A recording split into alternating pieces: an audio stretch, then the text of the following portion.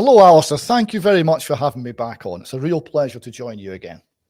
Well, thank you very much for coming on. We were thinking about who has got a good opinion on 10 years of Scottish history after the referendum, and there can't be any other man except yourself, I think, on that, because you've got a lot to say, not only on that, but also on the SNP as such, and on their reign of success or chaos, depending which side of the fence some of our viewers may stand on that particular matter. But yeah, how would you like to begin such a summing up, as it were? I think we should give the opening line to Hamza Yusuf. So Hamza tweeted out today, "Still gutted 10 years on, but also proud of my country. While the referendum campaign had some unpleasant moments, it was overwhelmingly an incredible demonstration of participative democracy, where not a drop of blood was spilled, something we should not take for granted." That sounds a bit like a threat, but we'll come back to that. Right? I responded to, and I want to comment on what he's saying there just in a minute, but I responded to him. But actually, before I give you my response, the point he's making is correct. I went to the pre-poll rally that Alex Salmond and the SNP held in Arbroath on the eve of the poll in 2014. Now, I went there to ask some questions, but they'd already clocked me from previous roadshows, so there was no way I was getting picked to ask a question. But afterwards, we all went, it was in a church, and we all went to Church Hall and had tea with Alex Salmond and all the SNP cabinet. There was no security there. And I came away and thought, that's actually quite remarkable, because there was no need for any security. Those people knew they were safe in our country. Those people knew we could have that debate and everyone would be okay. And there was no even suggestion of violence or anything like that. And that's what Hamza's talking about. And it's true, but it was, I think, one-sided, because that's not the atmosphere that they've spent the last 10 years creating.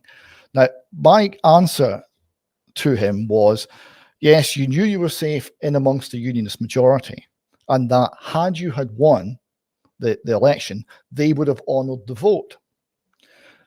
After 10 years of you dishonouring our decision, there is no chance that the unionist majority will ever trust you again. This is the problem of being led by donkeys. Now, the point I want to make here, what's happened in the last 10 years, I've got several points I want to make about the last 10 years. One point is distrust. After 10 years of our decision being ignored, of constant haranguing about another independence referendum, democratic deficit, de facto referendum, oh no, it wasn't, now we've lost, all of that. And it's clear that it's a never ending. In order to have a vote on such a matter, you actually need both sides to agree to be bound by the vote.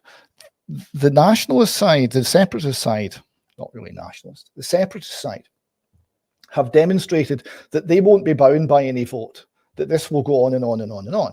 So my first question for you, Alistair, is why would any unionist ever trust them again? Why would any unionist ever engage with a second referendum at any point? Because it would never settle anything. And is it not the case that this short-sighted an approach lacking in any integrity or honour has actually fundamentally undermined their position by building in the majority of the population such a distrust of the very idea of independence that they can never again get it tested? What do you think? Interesting. It's an interesting thought, that, and you're absolutely correct when you point out the distrust that has come as a result of that, the shock, as it were, that, well, I mean, it began the very next day after we had won the SNP started talking about another one. And so you know that if there was to be another one, it wouldn't be the last. It would only be the last if the SNP were so so beaten by such a huge margin that there was no feasibility of them coming back from that for years and years and years. But if there were to be another one and the winning margin was less than what it was last time, then of course they're going to say, well, we're making progress, let's have a third one. And until the winning margin became so close that they felt that they were going to win it. So that's been a consequence, certainly, of the referendum period, is the idea. A lot of people have been kind of sickened almost with the idea of referendums. Even the Brexit one did that for some people as well. It's like, oh, I don't like these referendums anymore. And of course, if you continue to lose them, then no wonder. But yeah, it's not been the invigorating process or whatever it was in participatory democracy. That a big word that Hamza likes to throw out there to sound clever, no doubt. But I mean, all democracy is participative in that you actually have to participate in it if you want. So yeah. Well, I mean, this is where the lack of my point about this is the problem of being led by donkeys, is that whatever you think of Alex Salmond, and I will come back to what I think of Alex Salmond and what he was and is, he was a more able politician than what came after him. Nicola was an indoctrinated follower of Alex Salmond's fashion. She just kept pushing forward in her unrelenting way. And there was no thought, there was no statesmanship, there was no idea of building a nation, there was no idea of listening to anybody. It was Nicola's way or the highway. It was very dictatorial. And this meant that when you couple that with her short-sightedness, then the whole country feels like it's been beaten over the head with basically a pub bore's opinion for 10 years. That's a long time. Yeah. Hence the feeling that we need a break. Exactly. I think that feeling is rising, as it were, and I think that the SNP, so it seems anyway. And as I say, the fortunes of the SNP always depend to an extent upon the fortunes of the government that's running at Westminster, or at least how these fortunes are perceived here in Scotland. But there does seem to be like a fed upness with the SNP, and that's mirrored in the turnout at their events and in their occasional rallies that they might hold. It's all just reduced at the moment. Not saying for a moment that getting Labour in is going to be a whole lot better or anything like that. Every political party has its problems, but I think the SNP at the moment is certainly on the way out for a little while, for a few years. But who knows? But there's always going to be, as you know, there's always this tendency in the Scottish psyche for separation, as it were, from the rest of the UK, as if separation itself will somehow magically transform, the hearts of Scots to all start agreeing with each other on everything. Yes. So if 10 years of manufacturing distrust wasn't bad enough, the SNP and the pro-independent side, pro-separation side, because remember, they want to be in the EU, so they're not actually talking about independence at all. They're talking about simply being ruled by a parliament even further away, which is less democratic. But in addition to the distrust, we've got now 17 years of misrule by the SNP. Now, Salmond, when he came in, remember 2007, Alex Salmond didn't expect to win. He didn't expect to be in a minority governing administration. And they were really unprepared. But he realized that he needed to create a certain impression. The impression he needed to create was, this is a fresh party with fresh ideas, it's modern, it's going forward, it's optimistic. That was the picture he wanted to paint. Now, he had no idea how to do that. And therefore, he was led largely by Sir John Elvidge and the Scottish Civil Service, down various means of making us all serfs. But he at least realized he needed to do that. But he started to introduce some very negative things. But of course, when Nicola and then later on Humza and now John Swinney took over, it's simply been ever more negative. It's just been reinforced. So there was a chap called Big Steve was tweeting today. And he was quoting John Swinney. John Swinney said, quote, "Unite our country to win independence. That's what we have got to do. And that is what we are going to do." Right? So that was John Swinney on the 1st of this month. So 10 years in, there's no pause to the Indy drumbeat. So I responded, I'm sorry that won't fly. After 17 years of misrule, folly, waste, error, corruption, and oppression by the totalitarian SNP, one thing is clear: they represent only the road to serfdom. And later on, Jerry Hassan, usual sort of left-wing pseudo-intellectual, supporter of nationalism, had a pop at Murdo Fraser. He said, Murdo loves sticking it to the independents on Twitter, even invoking the logic of a de facto referendum when it suits. But we're on that subject of messes. What about 14 years of the shiftiest UK Tories? So he goes on and attacks the Tories, all the Tories, right? I said, no, Murdo had said that there was 2 referendums and it's time he listened. I responded, Murdo's correct. Furthermore, 17 years of oppression following corruption from the SNP has shown us one thing: they are unfit to govern. This means as long as the SNP remains, India is off the table.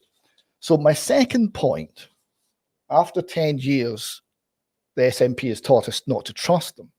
But after 17 years of misrule, what is very clear is that voting to give more power to these same people is voting to enslave ourselves. They've shown themselves to be oppressive, totalitarian, high-handed, very short-sighted, economically incompetent, wasteful, and building a big state and a big power base that simply impoverishes the country. They've shown themselves to have all the statesman-like assuredness of touch of Venezuela. That's what they have shown. They have failed. So my second point is that the misrule of the SNP, the 17 years of failure of the SNP, has so terminally damaged the brand of independence, it can never escape that. As long as the SNP exists, independence is always going to mean, in the minds of many people in Scotland, more of that 17 years of failure, a more intensified version of that 17 years of failure. Absolutely. Absolutely. That's a good point, because we can see what independence, as I alluded to earlier before you came on, we can see what independence would have been like by simply looking at, well, look at what the SNP had done in the last 10 years since 2014. It would be worse, most likely, but it wouldn't be better. I mean, because how would it be better? Where would the better people have come from to run the show? Because the SNP would be the government of the day in an independent Scotland. They liked at the time to tell us, oh, once we're independent, everybody can just vote for whatever parties, and the SNP may or may not get back in. Goodness me. They would also have written the Constitution. Oh, gosh. Yeah, they would have written a Constitution and it would have been absolute terrible and full of the sort of thing that you're talking about. And freedom of speech would have gone out the window. Border control would have gone out the window, because we would now be a European nation welcoming the world, and the whole thing would have been absolute chaos, and people like ourselves would be struggling at the moment to try to rescue something from the burning embers of what had once been a relatively functioning country, which is which we may still have to do the way things are going generally. But well, this is it. I mean, the SNP are terrible, but they're only 6 months and 20% worse than certainly the Labour Party, or these days anything that's laughingly called a government. So we have other problems beyond them. But nevertheless, next thing I want to raise, the SNP tweeted today, the contrast over the last 10 years could not be clearer. Now, I'd have to point out, this is quite delusional. They're not seeing the world in a rational, logical manner. The contrast couldn't have been clearer. Decisions taken in Scotland are making Scotland fairer. Decisions taken at Westminster are holding Scotland back. Now, notice, just briefly, the words they choose. Decisions made in Scotland, they are not able with a straight face to say, I'm making the lives of the Scottish people better. They can't say that, right? Not even they can say that with a straight face. Yes. So to use the code word fairer, right? Fairer means more equally poor communism, basically. Yes, it's bad circumstances for everybody. That's fair. Yeah. And decisions taken at Westminster are holding Scotland, by which they mean the SNP, back from achieving the communist state, right? So if you understand what they mean, they're not actually lying. It looks like they're delusional and they're not seeing reality. You've just got to understand what the words mean, and they kind of are describing their reality. Yes. So sorry. Yeah, go ahead. Well, I responded to that and I said to the SNP, you've made yourselves. You're trying to place creepy state functionaries over every child and every parent in the land. It was only the UK Supreme Court that ruled your actions illegal that stopped you. Fairer, in your language, means more totalitarian and more oppressed. So the point I want to make here is that the SNP are in favour of the total state. It is communism. And what you have to understand is that they use your vocabulary. They don't use your dictionary. When they say fairer, they don't mean fairer as any little boy or girl aged 2 or 3 would immediately recognize, like, that's mine, you can't take it. No, they mean fairer in the social justice way of thinking, which is, you've got that person over there doesn't, that's not fair. The state will come and forcibly remove your things and redistribute it and keep just, a certain amount for operating expenses. Social justice was the underlying inspiration of the Khmer Rouge. It's why the Khmer Rouge killed 20% of their own population. It was done in the name of social justice. These are dangerous ideas. When they talk about fairer, they don't mean fair as you know the word. They mean fair as in equal outcomes with any amount of aggression and force and folly and poverty and failure and pain involved in the process, because it's fair. Yes, that's the frightening reality of some of the politicians that we're dealing with, and I think that mentality is especially pronounced. I was having this conversation with somebody earlier certainly in the SNP, but especially in the Green Party. They like to think of themselves as revolutionaries, although I can't imagine them really being able to do very much as far as hands-on revolution is concerned. But intellectually and legislatively, they are very destructive towards those ends that you're talking about. The idea that, well, people are just going to have to suffer.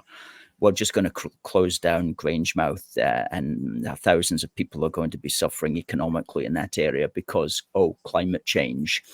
And we're going to support, medical interventions on little children who are, confused about themselves and things like that. You know, they're very much that vicious mentality that equality has got to be enforced, regardless of consequence, just because that's what they want. That's just for whatever mental reason that they've decided on. Well, it's the religion. They view it as righteousness. They view it as creating the great utopia that will emerge. Yes. We've just got to Yes. destroy everything that prevents it. Everything, including the economy, the middle class, the family, the church, the nation, all of it. Yes. So this, yes. So this brings me to Alex Salmond. I said I'd swing back around to Alex Salmond. Right, Alex Salmond. The key to understanding nationalism is you've got to understand that Alex Salmond was a Maoist. He's still got his little Chairman Mao hat. Doesn't wear it often, but he still owns it. He kept that from his student days. Now, the Chinese Communist Party, when it was oppressing the people of China, and they killed, estimates vary, 20 million to 60 million, something like that, maybe more. When it was oppressing the people of China, it divided the people into two categories, the red and the black. The red were the people that the state liked, and the black were the people that the state hated.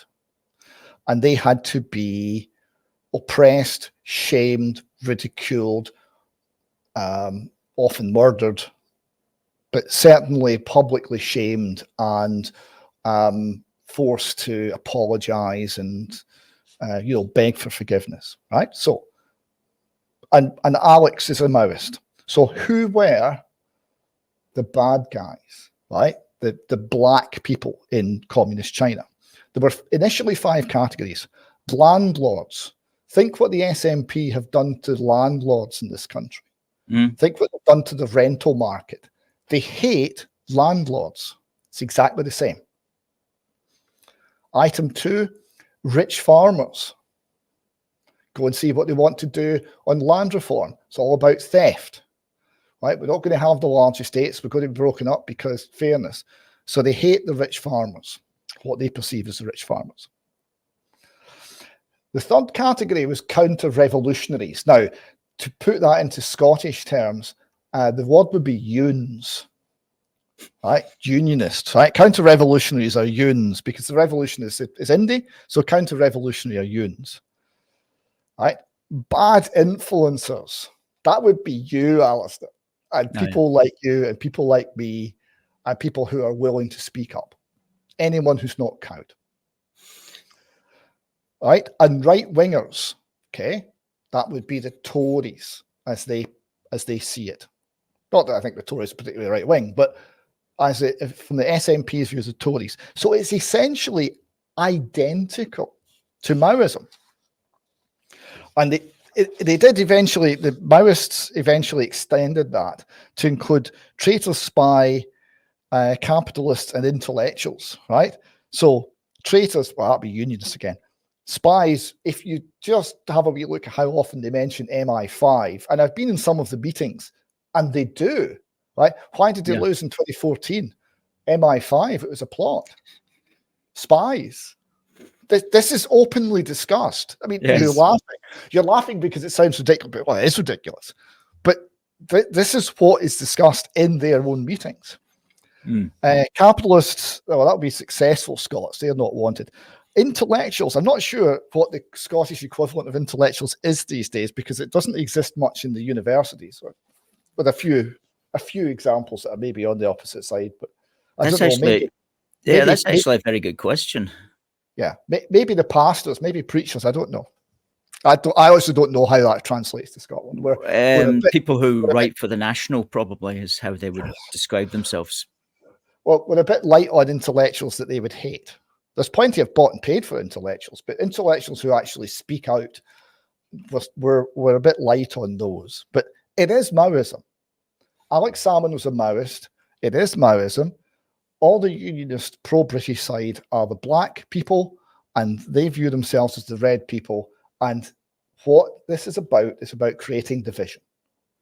You target the people you hate, you isolate them, you put them under pressure, you relentlessly criticize them, you call them names, You shout and spit and swear, and that's how you win. Now, does that sound familiar? It does sound familiar. I have myself been at the receiving end of crowds of people shouting at me in those ways, with descriptions that I won't even mention on a family show. So yes, there is a certain element who see that as a way to go, and it's somewhat undemocratic to point out the obvious. But it's a consequence of where we are, and it's just an unfortunate fact of living in Scotland, and of course in the rest of the United Kingdom as well. I mean, there's a lot of that mentality. It's particularly pronounced in Scotland because it's a kind of slightly smaller frame to view things through, albeit a very busy one. So the next thing that brought that was original Maoism, or Maoism in its Scottish form, but they've brought Maoism in its new Western form, which is wokeism. So we've got queer theory being taught to our children. We've got critical race theory. We've got transgender males running rape crisis centres in Scotland. And we've got the one which is just outstanding to illustrate the problem. The Herald, just about a week ago, Police Scotland faced backlash over gender ID policy.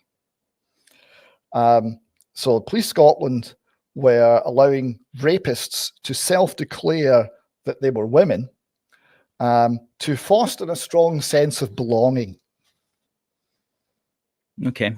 So Police Scotland requires no evidence or certification as proof of biological sex or gender identity other than the person's self-declaration, unless it's pertinent to the investigations which are linked with which they're linked as a victim, witness, or accused, and it's evidentially critical that we require this proof, or there is reason for further inquiry based on risk. So I'm not quite sure what all of that means, but basically, Police Scotland, where we're wanting to make those accused of sexual assault feel included, and that seemed to trump, for example, gathering accurate data about where the risks were, protecting women from sexual assault, or such like. It's all upside down. Yeah, so this didn't go down well, but they've sold out. One of the other things that's been really clear over the last 10 years is the SNP and the Green Party, who are woker than woke, have utterly sold out to the woke version of Marxism. They've bought everything, all the critical race theory, which is hypersensitization based on race, right? And I point this out all the time when people say, oh, I'm anti-racist. They use your vocabulary, they don't use your dictionary. What they mean by that is they want to put in policies which differentiate based on race in such a way as to increase equity. So if you're from a quote-unquote advantaged group, you will be discriminated against by law, by policy, to increase equity. And that discrimination, which is based on your skin color, they call anti-racism, right? They are everything they accuse us of being. They are racists. Queer theory is actually largely based on pedophilia and normalizing pedophilia, and is horrendous. And this has been pushed in schools. The education system in schools, we had, in fact, we've got right now in a high school in Aberdeenshire, a book put in there by a transgender gay rights campaigner who's been made headmaster. And the book advocates, amongst other things, bestiality, and that's in the school library. This is what the SNP have done, helped by the Green Party. So yes. Wokeism, the march of wokeism through our institutions, and the toxic ideology that it is, which is tied in with the whole Maoist thing, but is a little bit distinct. That's another one of the legacies from the last 10 years. Yes, that's a good point, and I'm glad you brought that one out. that all of those elements, especially in education as well in Scotland, are just terrible things that are happening, and these cultural elements don't tend to get brought out maybe as much as just the economics of the matter. But it's definitely something to also criticise the SNP and Green partnership upon. And I'm not saying that Labour would be any better, quite frankly. I don't think they've got any desire to deal with those sorts of things, but there's going to have to be a clean out of the stables at one point. We're approaching the top of the hour here, David. I just want to give your Substack a mention.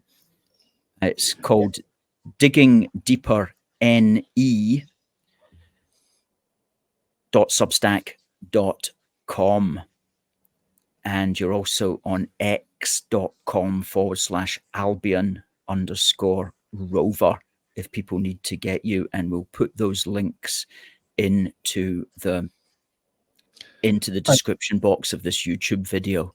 And also on YouTube, Northern Exposure on YouTube, we've just finished a long and detailed study of what we term the John Shields case, which is I think it's a 9-series video, and you might think it's a bit daunting, but it's absolutely gripping stuff. Okay. And it shows exactly what our country has become and exactly what is happening to good men and good women across this country when they fall foul of the state. So I would encourage people to look at the John Shields case as well. Once you start, you'll want to look at it all. It's that sort of series. So I know we're just about out of time. I've saved Humza. I started with Humza. I want to finish with Humza because he's funny. Yes. So Humza tweeted today. Apparently wrote something in the National, but I refused to pay for the National. I let you read it and tell us about it. Yeah, I read it so you'd have to. So Humza said he's proposed an international solution to break the impasse between Holyrood and Westminster on the constitutional issue. He wants to bring in a foreign third party to help mediate the competing ideologies of the Scottish and UK governments. So I've got 2 questions for you, Alistair. One, what competing ideologies is he talking about? Because I actually don't know, and I suspect neither does he. And secondly, what third party would Humza choose? Well,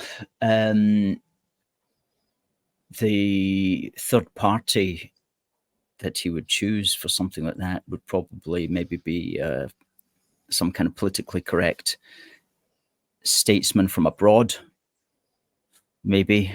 But the competing ideologies, well, it's all about fairness and equality and equity, which is the Scottish vision, according to Humza. And the opposite of that, of course, is all the bad things that he can list. But what would the Labour Party say? Fairness, equality, and equity. Oh, we are right there. Yes. I think it would be very much a mutual congratulations event, really. Well, everybody sitting about patting themselves on the back. He thinks it's an impasse due to ideological differences, and I don't know what he means, because I mean, Anna Sarwar was giving the same speech as Humza not that long ago.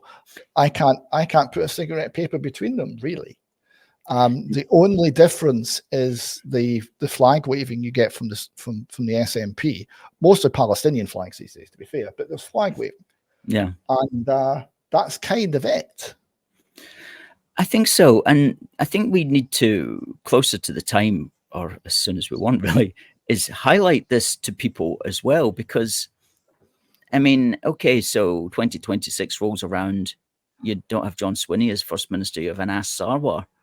How is that an improvement, other than the fact that presumably we're not going to have another divisive referendum in the period of, in a 4-year period? Other than that, there's not really much to be singing praises for.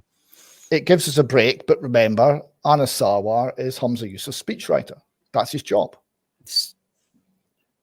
Well, it's, what do you mean by that? Well, he gave his first Whitey speech, and Humza copied him. He did. I wonder, do we actually have And that? they're almost word for word. We have that. I'll ask our admin, our assistant producer, to fire that one up if we've got it. It's because it's worth seeing again. Let's see So if I don't know how. no, I don't know we how, don't. We don't. We have it elsewhere, but we don't have it here. So, but yeah, so Tiff, I'm sure you're about out of time. Just to kind of finish off, right? The SNP have dug themselves a great hole. They've destroyed trust. They've demonstrated by 17 years of misrule that what they offer is waste, greed, corruption, and serfdom. And they are going down a route which only involves destruction of the country's economy. All of which is the precise reverse of what you need to be doing if you're actually trying to persuade the Scots to change to an independent nation. exactly. So well summarized. The longer it goes on, the more desperate they get. What they're looking for is opportunism, right?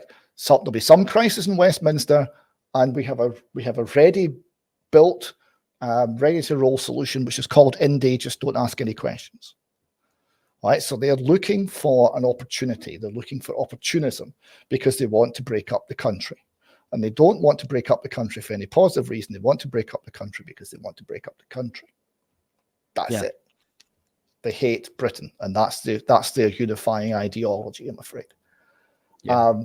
And if you are like the majority of Scots, recognise that you're British and actually quite like being British, then they'll hate you too, unless you beg for forgiveness in some Maoist public forum. Exactly. Being jeered at. So the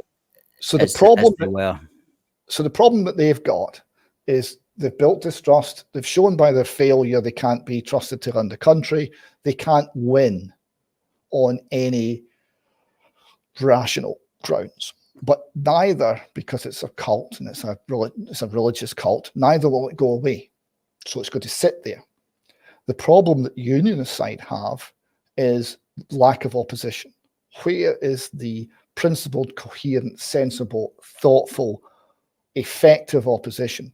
Where is the other way forward? It's not there because the weak spot of unionism is always going to be, well, look at Westminster. And Westminster's been a shit show. Not quite as bad as Holyrood. We're not quite reached the level of third world tin pot dictatorship that the SNP managed. But they're giving it a good go. And they will get there. So that's constantly undermining the British case. The British case cannot be based on Westminster. I like that. Absolutely. You cannot base it. You cannot base the case for Britain upon the British, upon Westminster. Otherwise, you're simply at the mercy of whoever happens to be in power at that time, who is going to be just like any other politician, often making very bad decisions and often not making decisions with a wider understanding of our one big country. And that's been a real problem with the British state, to use the nationalists' expression, for many years, really. And it's, as you say, that's our Achilles heel. That's our weakness. David, I think it's been a very good half hour, for 35 minutes now, that we've been speaking. And I do want to thank you for that, folks. David is at x.com/Albion_rover. Digging deeper, ne.substack.com. And also on youtube.com/@Northern Exposure 9510. Check him out for a lot of very interesting, very deep, thoughtful material. David, we must do this again. Be a pleasure. Thank you very much. Anytime, Alistair. Thank you very much for having me along.